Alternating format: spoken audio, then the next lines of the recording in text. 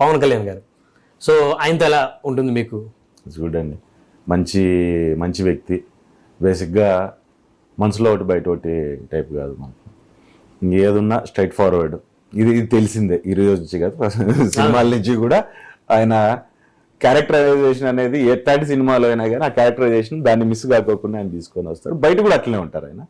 So అదే పద్ధతిలోనే ఆయన ఇది చేసుకుంటూ పోతుంటారు. అదే రకంగా రాష్ట్రంలో ఉన్న పరిస్థితులను కూడా ఏ రకంగా చాలా చాకచక్యంగానే అన్నిటిని ఒకటి అంటే హడావిడిగా ఏదో చేసేస్తున్నాం అనే దీని మీద కాకోకుండా 1 by 1 సొల్యూషన్ చేసుకుంటూ ఆయన కూడా ముందుకెళ్తున్నారు.